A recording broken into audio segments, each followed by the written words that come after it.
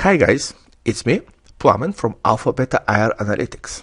Here I am going to present our approach to active management. What sequence of activities we follow in order to apply some active investment strategy.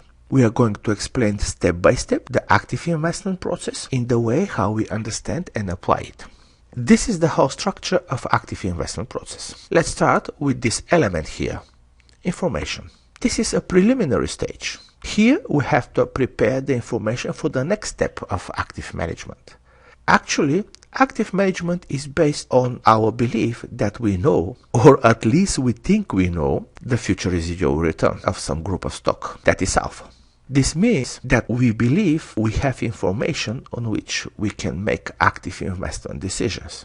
It could be some very sophisticated model for forecasting, but also it could be something very simple. For example, we might think that earnings per share determines alpha. We believe that stocks with higher earnings per share will provide higher alpha. Our information in this case is fundamental analysis of financial statements.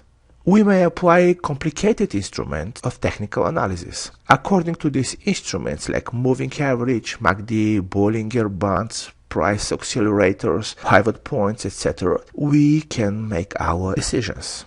Or we might follow the advice of investment advisors. Usually they advise that some stocks are for buy, some stocks are in hold position, other in sell mode.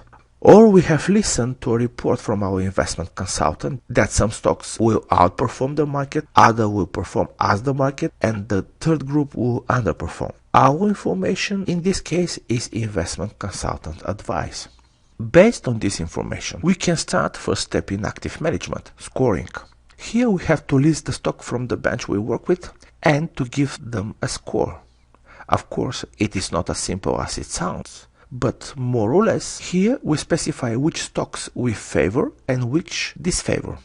Again, it is not important which our information source is. The most important here is the fact that information must help us to access scoring points for every stock from the group we are working with. Next step we call information analysis. Here we have to check how good our information is. Can we use it for forecasting alpha? We apply here a cross-section regression between scores given in each stock and its real active return.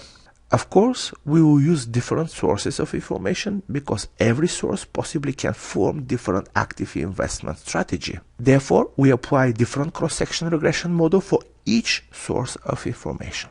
However, every information can add different value to our investment.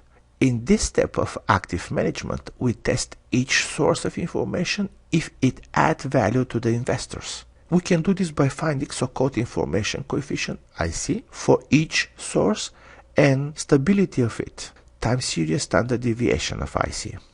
The core of active management is establishing alpha. Everything in active management is about alpha. In fact, this surprisingly is a very simple process. We need only three variables: the scoring, the IC, and the tracking error. Deviation from the benchmark we allow for our investment, marked here as sigma of alpha. Understandably, additional return as alpha will bring additional risk, active risk. We have to calculate the level of active risk which the strategy based on the chosen source of information brings for our investment. This is a little bit complicated, but in fact the model involves several types of risk. Next step is to make a decision which strategy is valuable for us and which not.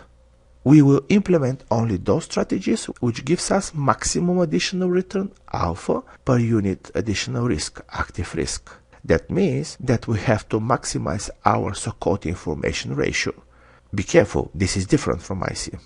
IR absorbs in itself the whole idea of active management. Because of that, a lot of theoretical contribution has been done to this area. This resulted in development of so-called fundamental law of active management. The variant of this law, which we use here, is a little bit scary, but it is based on the research of Dink and Martin.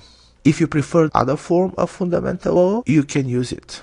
Remember, active management is a very democratic process. Why do we need to know IR? Actually, we base all active investment decisions on it.